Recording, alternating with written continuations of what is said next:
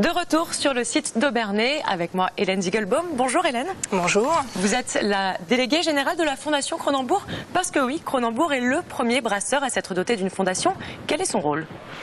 Alors la Fondation Cronenbourg effectivement est une des plus âgées fondations d'entreprise. Elle a été créée en 1996. Donc ça fait maintenant 18 ans et elle a été créée bien sûr pour gérer le mécénat de Brasserie Cronenbourg. Alors pourquoi justement cette volonté de faire du mécénat ? Tout simplement parce que beaucoup de projets sont porteurs de brassage de différences, qui veulent changer la vie et créer du lien. Et c'est la philosophie d'action de la Fondation de Cronenbourg. Donc vous participez et vous soutenez différents projets, différentes associations. Comment vous les sélectionnez ? Alors on a effectivement un appel à projet national qui a lieu depuis 2009, sur des thématiques bien particulières dans les domaines de la culture, de l'environnement et de la solidarité. Donc un appel à projet qui a lieu début de l'année, pendant 2 mois. Ensuite, une sélection qui est faite grâce à un jury formé d'employés et d'experts du domaine. Et puis, le conseil d'administration vote les projets qui sont soutenus financièrement. Quels sont un petit peu les exemples de projets ? Quelles sont les associations que vous soutenez ? Alors, dans la région, on a soutenu à plusieurs reprises des projets portés par Pierre Horter. Et le dernier à être soutenu, c'était les bistrots gourmands du Rhin. Sur un principe de mutualisation du matériel dans diverses structures qui sont les bistrots virtuoses qui sont en nombre de 2 actuellement et qui proposent de la restauration rapide, biologique, circuit court. Un projet aussi basé sur faire travailler des employés handicapés, donc une entreprise adaptée.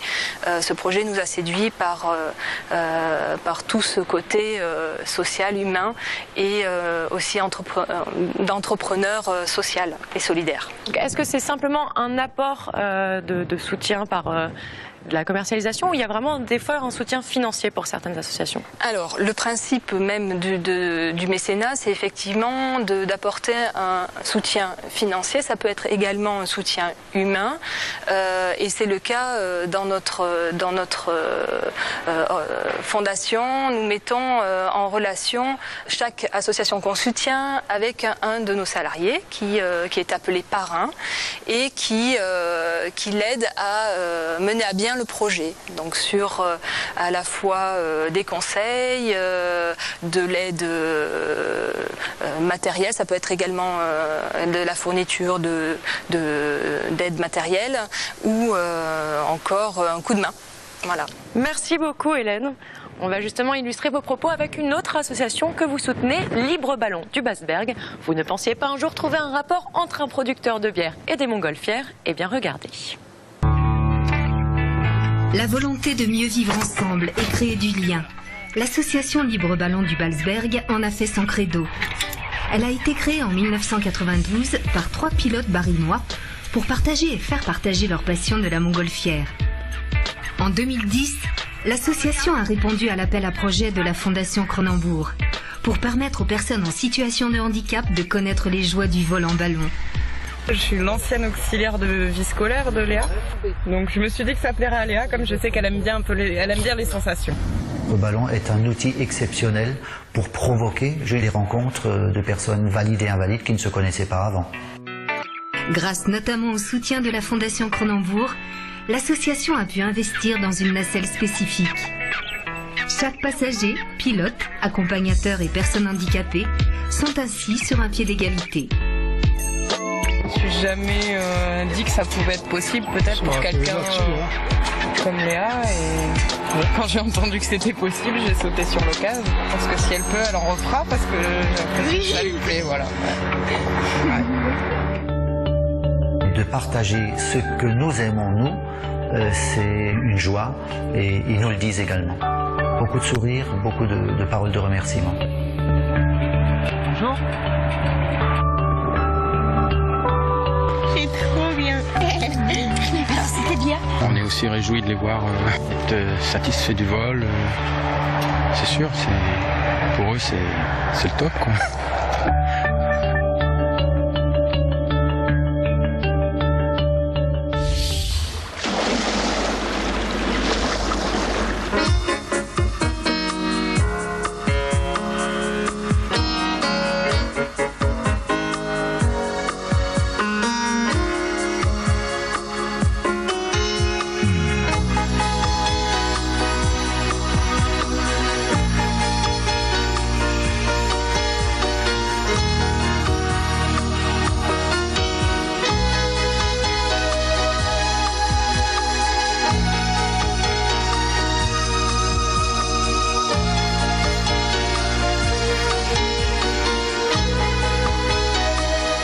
Laissez parler la Cronenbourg.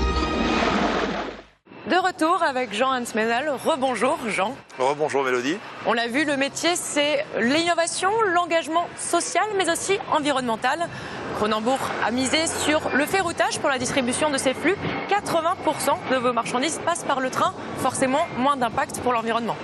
Et oui, depuis 2007, à la grâce d'un changement d'organisation, nous avons basculé nos livraisons des camions vers le train, puisque en 2007, 80% de nos livraisons depuis l'usine se faisaient via des camions.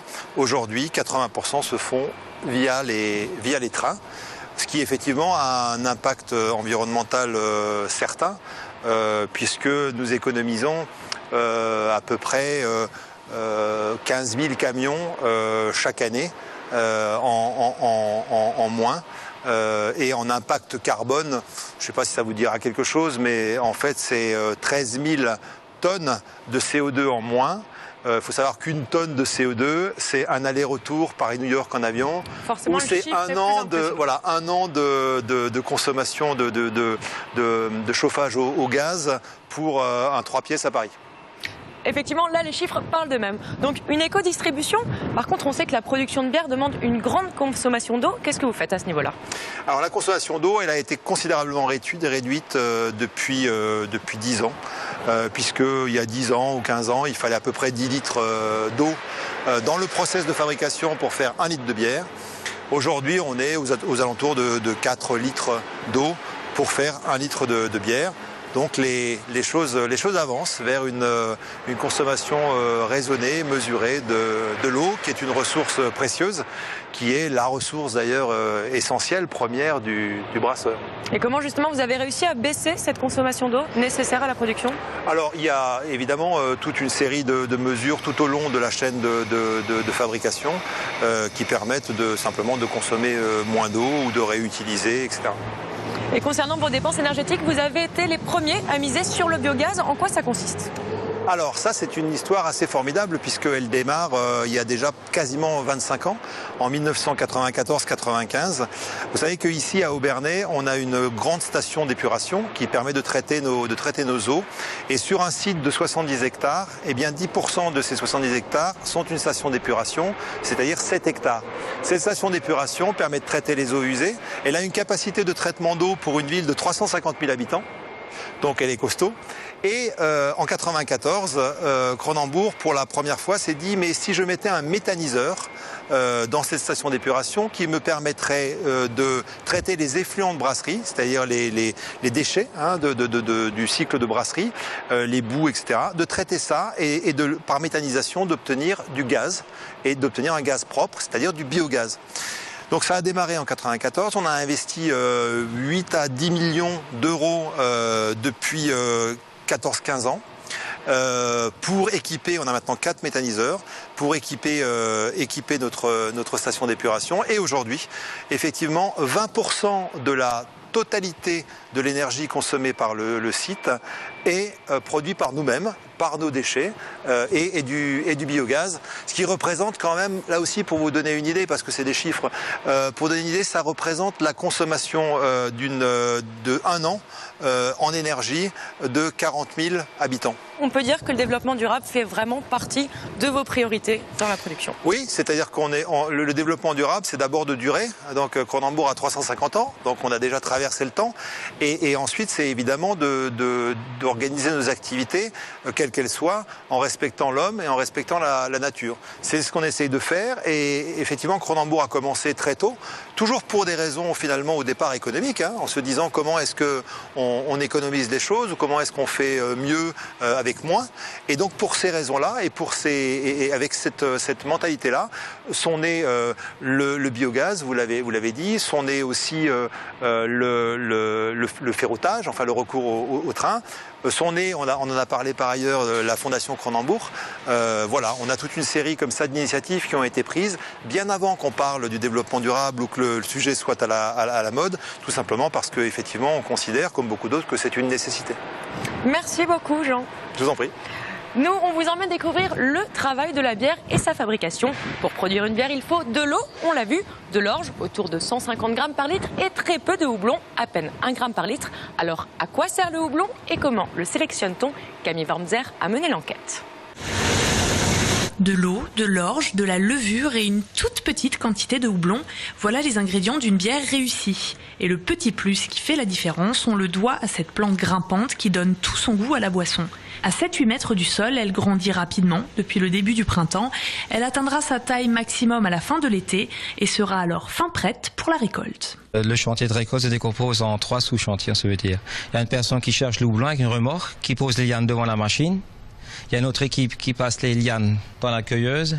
Et moi-même, je suis chargé de le sécher, de le mettre en conditionné, de le mettre en ballot. Les ballots sont stockés à la coopérative et pendant l'hiver, il y a tous les acheteurs qui viennent, qui regardent, qui composent leur lot et qui achètent sur place. Et c'est ensuite qui va partir dans les différentes brasseries. Ce processus est le même pour les 58 producteurs de la coopérative. Pourtant, depuis le début de la crise en 2008, la production de houblon a fortement baissé, entraînant avec elle le prix de vente aux brasseurs. Aujourd'hui, après des années difficiles, ils sortent enfin la tête de l'eau. Ça fait 6-7 ans là qu'on a dû arracher la moitié, surtout notre variété Stritelspalt, la variété traditionnelle alsacienne. Et maintenant, doucement, les ventes et les contrats se mettent en place là.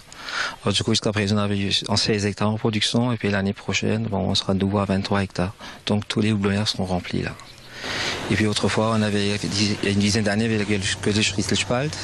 Maintenant, on est à 7 variétés. Des arômes plus fruités, de fraises, de framboises, de pamplemousse, développés par le comptoir agricole dans le cadre du plan de recherche variétale. La coopérative propose jusqu'à 12 variétés de houblon, une innovation nécessaire pour faire évoluer le marché de la bière. Cette mairie représente la ville, c'est une œuvre de prestige, tu dois la mettre dans le parc. Mais non, c'est pas possible, sa place c'est ici. Une mairie, c'est fait pour être utilisée. Donc il faut qu'elle soit près des citoyens, près du centre-ville. Pas du tout, cette mairie représente la ville. Bon bah amusez-vous bien, hein, c'est pas vrai ça.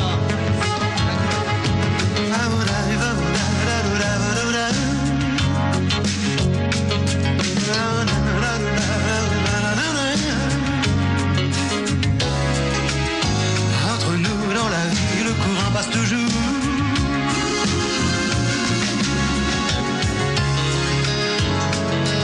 On vit mieux ses amis autour du Cronenbourg.